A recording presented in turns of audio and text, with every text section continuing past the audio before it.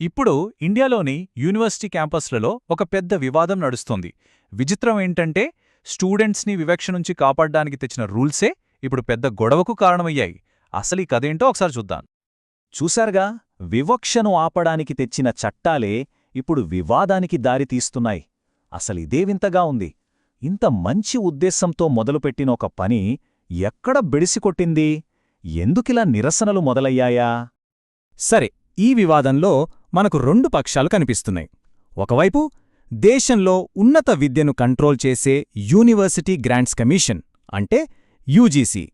ఇక రెండోవైపు ఈ యూజీసీ తెచ్చిన కొత్త రూల్స్ని అస్సలొప్పుకోని స్టూడెంట్స్. అయితే ముందుగా ఈ యూజీసీ అంటే ఏంటో క్లియర్గా అర్థం చేసుకుందాం.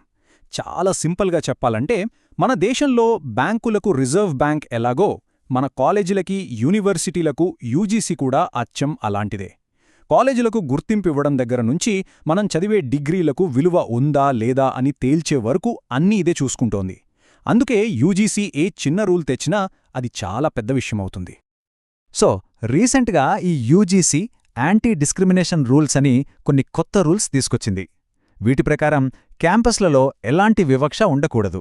ఒకవేళ ఈ రూల్స్ పాటించకపోతే శిక్షలు చాలా స్ట్రిక్ట్గా ఉంటాయి. అంటే యూనివర్సిటీ గుర్తింపు రద్దు చేయడం నుంచి స్టూడెంట్స్ని కాలేజీ నుంచే తీసేసే వరకు కూడా వెళ్ళొచ్చు. అందుకే ఇప్పుడు ఈ రూల్స్ గురించే ఇంత పెద్ద చర్చ నడుస్తోంది. అయితే ఈ రూల్సేమీ ఉన్నట్టుండి రాలేదు. వీటి వెనక చాలా పెద్ద కథ ఉంది. కొన్ని విషాదకరమైన సంఘటనలున్నాయి. అంతేకాదు, కోట్ల నుంచి వచ్చిన ఒత్తిడి కూడా ఉంది. ఈ రూల్స్ రావడానికి ప్రధాన కారణం కొన్ని విషాద ఘటనలు. గుర్తుండే ఉంటుంది, 2016లో రోహిత్ వేముల అనే పీహెచ్డీ స్టూడెంట్ ఆత్మహత్య దేశవ్యాప్తంగా కుల వివక్షపై పెద్ద చర్చకు దారితీసింది. ఆ తర్వాత 2019లో డాక్టర్ పాయల్ తడ్వి తనొక గిరిజన వైద్య విద్యార్థిని సీనియర్ల వేధింపుల వల్ల చనిపోయింది. ఈ రెండు కేసుల్లోనూ బాధితుల కుటుంబాలు సుప్రీంకోర్టుకు వెళ్లాయి. అప్పుడే కోర్టు ఇలాంటివి మళ్లీ జరగకుండా చూడాలని యూజీసీని ఆదేశించింది. ఇలాంటి సంచలనాత్మక కేసుల వల్ల అణగారిన వర్గాల నుంచి వచ్చే స్టూడెంట్స్కి క్యాంపస్సుల్లో రక్షణ కల్పించాలనే ప్రెషర్ ప్రభుత్వం మీద బాగా పెరిగింది. దాని ఫలితమే ఈ కొత్త రూల్స్. ఉద్దేశం చాలా మంచిదే, కాని దాన్ని అమలు చేసే విధానం వల్లే అసలు గొడవ మొదలైంది. సరే, మరి ఈ వివక్షణ ఆపడానికి యూజీసీ అసలు ఏం ప్లాన్ చేసింది? వాళ్ల ప్లాన్లో ఏముందో ఇప్పుడు చూద్దాం. ఈ రూల్స్ మెయిన్గా ఎవరిని కాపాడ్డానికి అంటే షెడ్యూల్డ్ కులాలు అంటే ఎస్సీ, షెడ్యూల్డ్ తెగలు అంటే ఎస్టీ, ఇంకా ఇతర వెనుకబడిన తరగతులు అంటే ఓబీసీ స్టూడెంట్స్ని జనరల్ కేటగిరీ వాళ్లనుంచి వచ్చే వివక్ష నుంచి రక్షించడానికి తెచ్చారు. ఈ ప్లాన్ని అమలు చేయడానికి ప్రతి యూనివర్సిటీలో ఒక 3 స్టెప్ సిస్టమ్ పెట్టాలని యూజీసీ చెప్పింది. ఫస్ట్, ఏ కంప్లైంట్ వచ్చినా విచారించడానికి ఒక ఈక్విటీ కమిటీ ఉండాలి. సెకండ్, క్యాంపస్లో ఏం జరుగుతోందో ఎప్పటికప్పుడు గమనించడానికి ఈక్విటీ స్క్వాడ్స్ ఉండాలి. ఇక థర్డ్, స్టూడెంట్స్ ఎప్పుడైనా ఎక్కడ నుంచైనా కంప్లైంట్ చేయడానికి ఒక 24/7 ఈక్విటీ హెల్ప్ లైన్ కూడా ఉండాలి. అంతేకాదు, ఈ ప్రాసెస్లో స్పీడ్కి చాలా ఇంపార్టెన్స్ ఇచ్చారు. Just 15 days. అవును, కంప్లైంట్ వచ్చినా కేవలం 15 రోజుల్లోనే ఈక్విటీ కమిటీ తన ఎంక్వైరీ మొత్తం పూర్తి చేసి రిపోర్ట్ ఇచ్చేయాలి.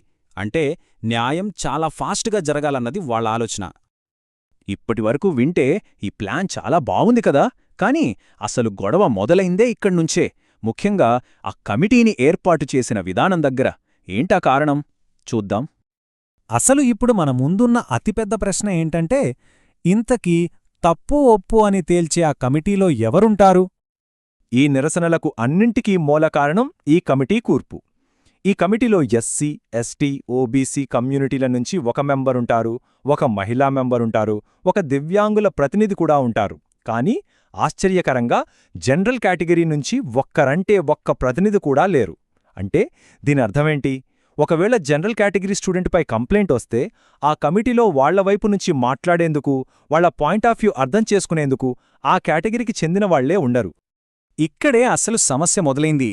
ఈ రూల్స్ చూస్తుంటే వివక్ష అనేది కేవలం జనరల్ కేటగిరీ వాళ్ల నుంచి మాత్రమే వస్తుందని యూజీసీ బలంగా ఫిక్స్ అయిపోయినట్టుందని క్రిటిక్స్ అంటున్నారు. కానీ రివర్స్లో కూడా వివక్ష జరగొచ్చు కదా. ఈ పాయింట్ని వాళ్ళస్సలు పట్టించుకోలేదు. సరే, ఒక కేటగిరీకి అసలు ప్రాతినిధ్యమే లేకపోవడం వల్ల ఎలాంటి ప్రాబ్లమ్స్ రావచ్చు? ఈ రూల్స్ని మిస్యూజ్ చేస్తాలనే భయాలు ఎందుకొస్తున్నాయి? నిరసన చేస్తున్న వాళ్ళేమంటున్నారంటే, ఈ రూల్స్ని పర్సనల్ గొడవల కోసం ఒక ఆయుధంగా వాడుకునే ప్రమాదముంది అంటున్నారు. ఉదాహరణకు, ఎగ్జామ్లో ఫెయిల్ చేసిన ప్రొఫెసర్ మీద కోపంతో తప్పుడు కంప్లైంట్ ఇవ్వొచ్చు, లేదా ప్రేమను ఒప్పుకోలేదనే కోపంతో ఒకరి మీద కక్ష తీర్చుకోవడానికి ఈ రూల్స్ని వాడొచ్చు. ఇలాంటి తప్పుడు కేసులతో ఎవరి కెరియర్ అయినా నాశనం చేసే అవకాశముందని వాళ్లు భయపడుతున్నారు. సరే, ఒకవేళ కంప్లైంట్ ఫేక్ అని తేలితే, కావాలనే తప్పుడు ఫిర్యాదు చేసిన వాళ్ల పరిస్థితి ఏంటి? వాళ్లకి ఏమైనా పనిష్మెంట్ ఉంటుందా? ఇక్కడే ఇంకో షాకింగ్ విషయముంది. యూజీసీ డ్రాఫ్ట్ రూల్స్లో దీనికి సమాధానమే లేదు. అంటే కావాలని తప్పుడు ఫిర్యాదు చేస్తే వాళ్ల మీద ఏ యాక్షన్ తీసుకోవాలో ఎక్కడా చెప్పలేదు. దీనివల్ల తప్పుడు ఆరోపణలు చేసిన వాళ్లు ఈజీగా తప్పించుకోవచ్చు, కానీ అన్యాయంగా నిందలు పడ్డవాళ్లకి మాత్రం ఎలాంటి ప్రొటెక్షన్ ఉండదు. అంటే ఇప్పుడు ఈ మొత్తం చర్చ ఎక్కడికి వచ్చింది? ఇది నిజంగా అందరికీ రక్షణ కల్పించే ప్రయత్నమా, లేక ఒక వర్గం పట్ల చూపిస్తున్న పక్షపాతమా? నిరసన చేస్తున్న ఒక స్టూడెంట్ అన్నమాట ఇది. స్టూడెంట్స్ని కాపాడాలనుకోవటం మంచి విషయమే, కాని దానికోసం మాకెందుకు అన్యాయం చేస్తున్నారు? ఈ రూల్స్ మమ్మల్ని కలపాల్సింది పోయి ఇంకా దూరం చేస్తున్నాయి అని వాళ్లు ఆవేదన వ్యక్తం చేస్తున్నారు. సో, ఈ మొత్తం వివాదాన్ని చూస్తే మనకు రెండు వైపులా వాదనలు క్లియర్గా కనిపిస్తున్నాయి. ఒకవైపు బలహీన వర్గాలకు ప్రొటెక్షన్ ఇవ్వాలి, ఫాస్ట్గా న్యాయం జరగాలి అనే మంచి లక్ష్యం. మరోవైపు ఈ విచారణ ప్రాసెస్ మొత్తం వన్ సైడెడ్గా ఉంది, దీన్ని చాలా తేలిగ్గా మిస్యూజ్ చేయొచ్చు, ఇది అందర్నీ కలపడం కాదు, ఇంకా విడదీస్తుందనే పెద్ద ఆందోళన. ఫైనల్గా ఇప్పుడు చర్చంతా ఒక బ్యాలెన్స్ కోసం జరుగుతోంది. అంటే అణగారిన వర్గాలకు రక్షణ కల్పించాలి, కానీ అదే సమయంలో ఆ సిస్టమ్ని ఇతరులకు అన్యాయం చేయడానికి వాడుకోకుండా ఎలా ఆపాలి? ఇదే ఇప్పుడు అందరి ముందున్న పెద్ద ఛాలెంజ్. అందుకే మనం ఆలోచించాల్సిన ఫైనల్ క్వెశ్చన్ ఇదే: బలహీనుమను కాపాడేందుకు, కొత్త అన్యాయాలకు దారితీయని ఒక పర్ఫెక్ట్, ఫేర్ సిస్టమ్ని మనం ఎలా నిర్మించాలి?